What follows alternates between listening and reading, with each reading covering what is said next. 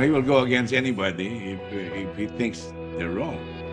And he tried his best to influence urban planning or even planning this country, even politically. I am he as you are, he as you are me. And I think his mission is just to make sure that the every place in the Philippines is properly designed, and a lot of places in the Philippines are unplanned. They came about organically, and that's where all the problems It's start. a lot of hard work, I'm telling you. Sleepless nights, yeah. There's only one secret of success. It's really hard work. Wala nang iba. If better is doable, then good is not good enough. Ito talaga yung katagang lagi kong paulit-ulit na inaalala in every day that we do our So I job. think that's the most important thing he taught me, was to never sacrifice my principles in the face of adversity and challenges in your line of work. He as you are, he as you are me, and we are all. When you love what you're doing, you're not working. See how they Okay? run like pigs from a gun. Sige nagtatrabaho, enjoy ka. Nobody's telling you what to do.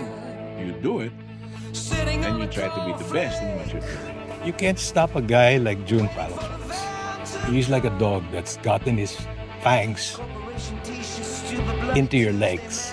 Okay? He will not quit. go long. I am the Eggman. They are the Eggman. I am the walrus. Cuckoo, Mr. Yeah, 70-year-old tree, 366 yun, is worth 12 million pesos for the oxygen it gave for 70 years, rainwater harvested, the cooling effect and beauty it gave the environment. Kumampi sa akin, mga itas na nagtanim ng mga trees na yan, para ng Amerikano, mga pare, mga obispo, mga mate, mga seminarians. Oh, international media like CNN, Atlanta, BBC London, Al Jazeera to. They came to the Philippines to meet the crazy architect who would give up $1 million to save the trees. First time in the world. Pero after that, ang dami kong nakuha ang project na foreign investors. Pati yung US State Department.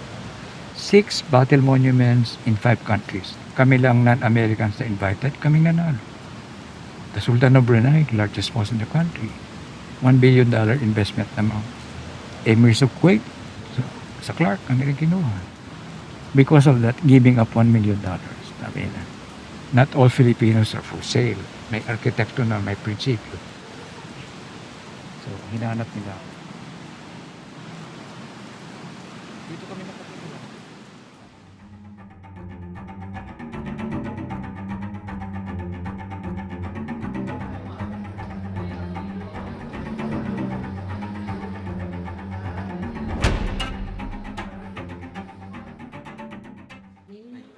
planning and then yung process nung fairness, sir, parang ba yung isang linear path na lang siya. Project na Parang yung that's yung pag may elevated cities because of the sea level rise. Well, in the Middle East, in the olden times, we have Medinas. Like we call it. It's an enclave, it's a community where all the shop owners would live in the community. The shops are on the ground floor, and the houses are on the second floor.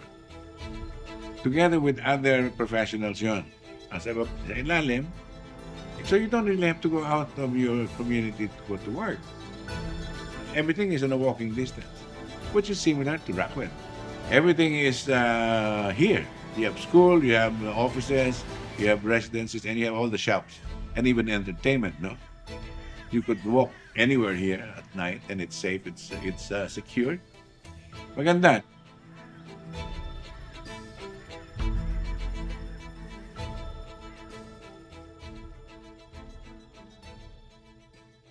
Like I was team leader for the World Bank funded Metro Manila Transport Land Use Development Planning Project in the mid-70s, and concurrent at that time also project officer for the United Nations Development Program for the Manila Bay Region Strategic Plan. And these were the best plans in the world that time. That's how the rulers of Dubai came to know about me from those two beautiful, efficient plans for Metro Manila. I was invited named hard 1976. I reported to work April 1977. Probably Metro Manila, including the Manila International Airport, were maybe 100 years ahead of Dubai. Now, Metro Manila is probably 100 years behind Dubai because the rulers of Dubai, which I've been sharing, they have visionary leadership, strong political will, good appreciation of good urban planning, good appreciation of good design like architecture and engineering, and excellent management.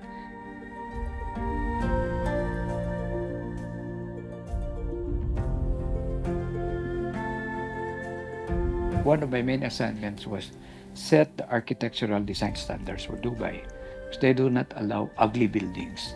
So for building permits, before it goes to the building official, these applications came through me to make sure it's good architectural elevations and architectural context with the neighborhood, with the community.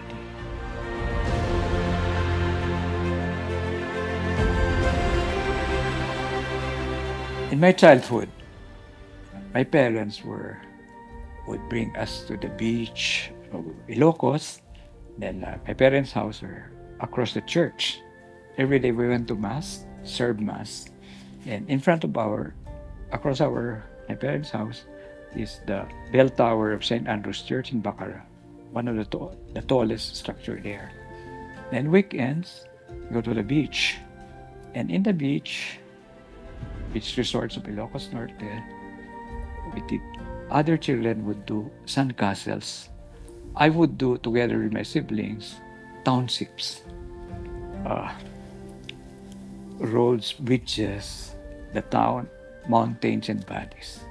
So when I was invited and named her to help plan the desert town of Dubai into a garden city, a global city, it came back.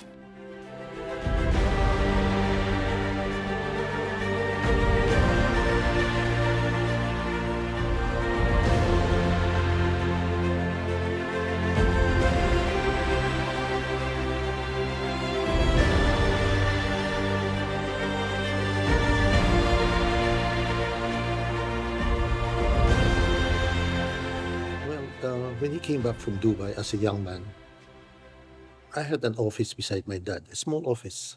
One morning, I found out there's another table beside me. And it happens to be June Palafox. So, but of course, he was not June Palafox of today. He was just an architect. So every day we see each other, and that's one room for two people. So we kept on talking until we became good friends. That was a long time ago. Well, during that time, I think we were working on Makati Tuscany, Bridge Towers, and Galleria de Magallanes. Those were the early condominiums that we were working on a long time ago. And I think those projects went out very well. And I learned a lot from him also. He has a lot of vision, and I think his mission is just to make sure that every place in the Philippines is properly designed, because design is a very important aspect. Even before you go to anything, you got to have it plan ready. And a lot of places in the Philippines are unplanned. They came about organically, and that's where all the problems are. Being an archipelago, I think, has more advantages. We should not just be a land-based economy, but island economy. And we have the third or fifth longest coastline in the world, after Canada, Indonesia, then the Philippines. And some countries, they go to war because they don't have waterfront. Like Iraq invading Kuwait. Kuwait was blocking the waterfront of Iraq. And I think even the war in Ukraine now, I think Russia wants more waterfront. And in Dubai, all the waterfront real estate properties were sold out. So the rulers of Dubai decided the artificial islands, Palm Islands, to have more waterfront, and excavated the desert to have the largest man-made harbor in the whole world, Jebel Ali. and man-made waterways toward more waterfront. And in our country, we treat our waterfront as back of the house, basurahan. In other countries, that's prime real estate, waterfront. If you rotate the map of the world, the Philippines is in the center. It's no wonder more than 350 years, we were the Asia Pacific hub, Spanish Europe. 50 years the Americans, 2 years the British, 4 years the Japanese. So every superpower country will always be interested in our beautiful islands. That's a given. If you do a SWOT analysis for our country, strength, weakness, opportunities, and challenges, we have a longer list of blessings, strengths, and opportunities, and shorter list of weakness and challenges. Like we're number one in the world in marine biodiversity. We're also number one now in sailors. We're number one now in call centers. I like to believe we are number one in nurses. We're number two in BPOs, number two in geothermal energy, and the third longest coastline in the world. We are number 4 in the world in shipbuilding, thanks to the Japanese and the Koreans. We're number 4 in gold, and also top 10 or top 5 copper. And mineral resources, we're number 5 in the world. And the estimate of our mineral resources is more than 3 trillion US dollars. So we should be a first world country. And we have a demographic soft spot. Young population, English speaking, trainable, below 26 years old, 25 to 26 years old. The rest of the world is aging and aged. And the Filipino expatriates are the preferred employees of all employees all over the world. Kings, queens, sheikhs, cruise ships, hospitals, hotels, cruise ships, what have you. So we should be in the top 10, top 20 economies of the world. So we have to address our challenges.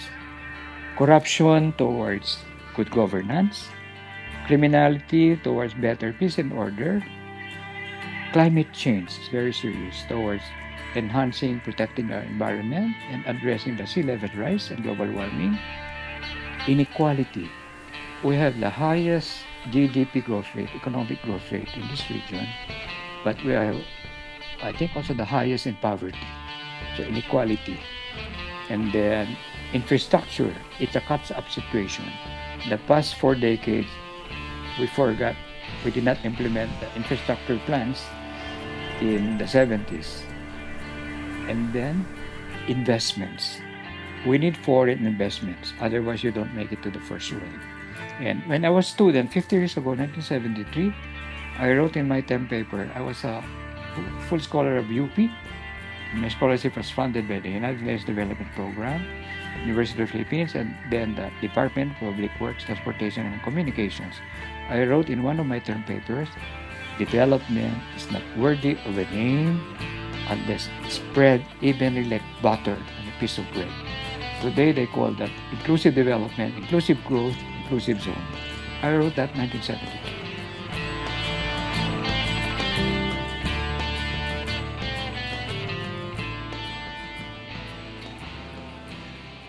Planning is balance. If you look at our cities, including Makati, it's not balanced development. Because the employees of Makati are priced out of the housing stock of Makati.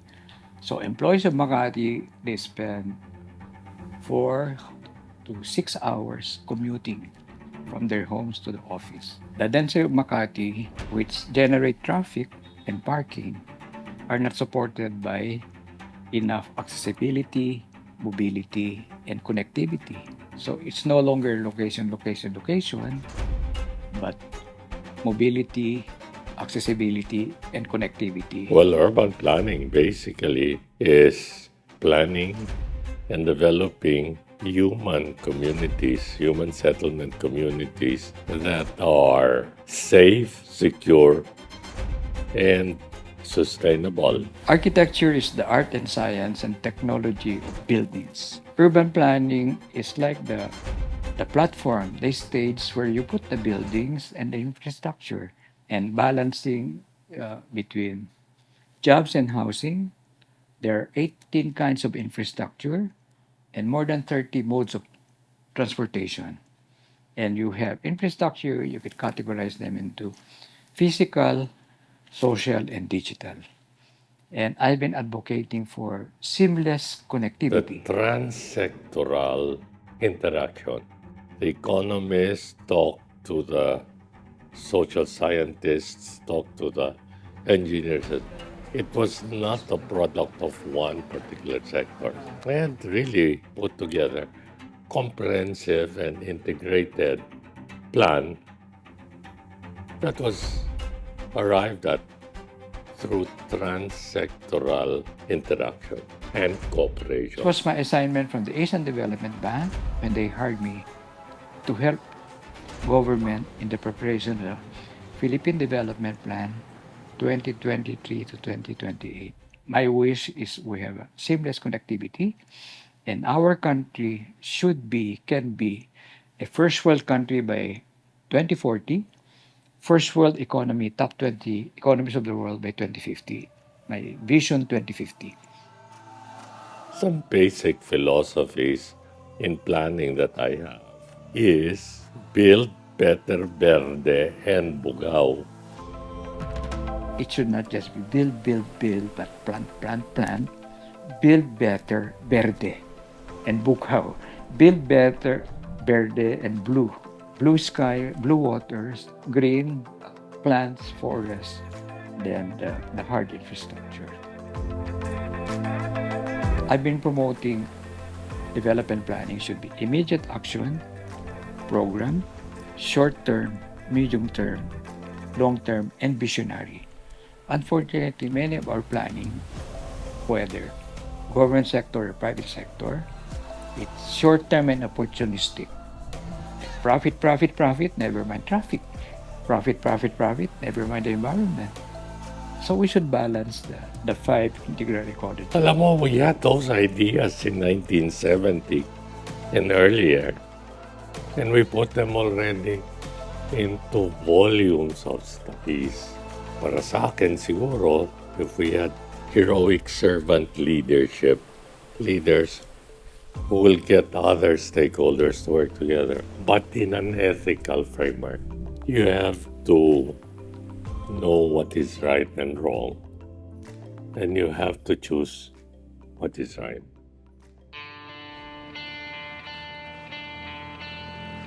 The heroic servant leader is the one who will make it happen, and with grit, passion, and perseverance, that will make plans into a reality. Ang dami ng plano.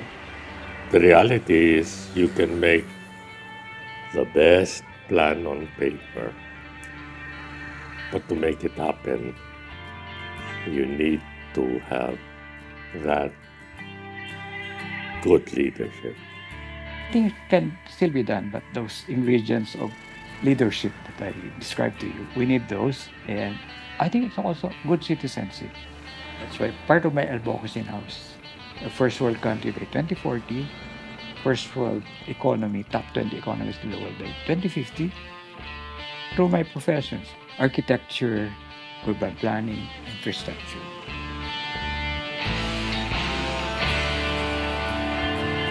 Part of the role of planning is transformational. You have to transform your colleague. You have to transform the community. It's a big philosophical challenge, but I think it could be done if you look at Singapore and South Korea. And architecture and urban development is just a reflection, translation into a built form, the economy of the country, the society, the culture, the heritage. It's translated into a building form, city form. I even tell my people here, our architects, planners, designers, engineers, that every line we draw, if you do a good job, let's think of the beneficiaries. If you do a lousy job, let's think of the sufferers. a rebel. You know, he will go against anybody if he thinks they're wrong. And he tried. He tried his best to influence urban planning or even planning this country, even politically. We adhere to ethical standards, some of which are non-negotiable. Kanya nga siya, he has gotten into trouble with some stakeholders because of his very strong position. Architect Palafox loves to demonstrate his leadership personally. In that sense, he's really the type of boss that really sits down with you, talks with you, and he loves to share his knowledge. It's who he is.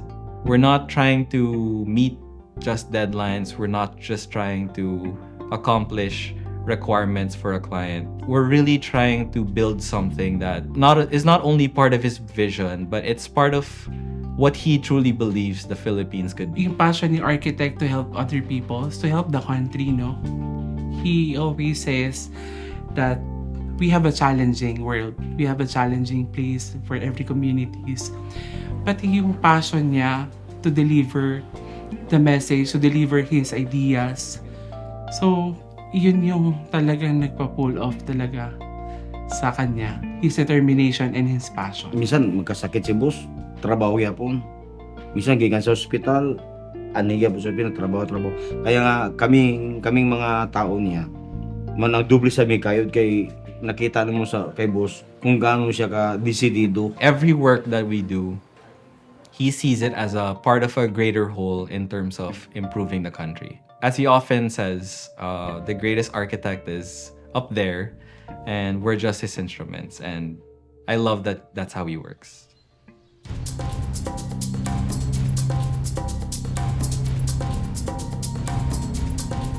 He's kind of like a bulldog. You know, he latches onto a subject and doesn't quit about his vision, etc., etc., etc. So I said, okay, para matapos ng kulit na to, okay, let's do something together, June. That was it, right? So he said, what do you want me to do? So I said, we have this 600-hectare piece of property that I refuse to be sucked into the general nature of the neighborhood, which was industrial parks. We are surrounded by industrial parks. So he said, what would you like to do? I said, I want to live there. I want to live there. So he said, let's look at the piece of property and see how we can design something here. If you look at the architectural plan, the hacienda, the lake's the center, and everything revolves around the lake. This is the center because this is where I told him I wanted to live. I said, June, we'll put a golf course here, okay? We'll surround the lake, the hacienda, this development with other developments, and as long as this place is surrounded right, left, and center by woods and residential areas, we're good to go. So that's what he designed. And if you look at the neighborhood, they're all joint venture residential projects. Santa Elena Golf Club is right next door, exactly where it was meant to be. Plus the fact that we have a university locator that would not have happened if June had not been an alumnus of that university. I think the most important thing he sort of imparted to me as not just an urban planner, but also as an architect and as somebody involved in any form of business was to never sacrifice your principles. Shared to me the story about a project that he was invited to do, which involved cutting over 100 acacia trees down to make way for the project. And he said that the replacement value for these trees would have cost over 50 million pesos, and he thought that it wasn't worth sacrificing that environmental care and concern for the sake of profit. And that's a story that's really stood out to me, because you can apply that into any part of your life, whether it's in work, whether it's in family, and in your own personal endeavors as well. The most important thing he taught me was to never sacrifice my principles in the face of adversity and challenges in your line of work. It's something that all of us can sort of stick in our hearts and use as a guiding tool, you know.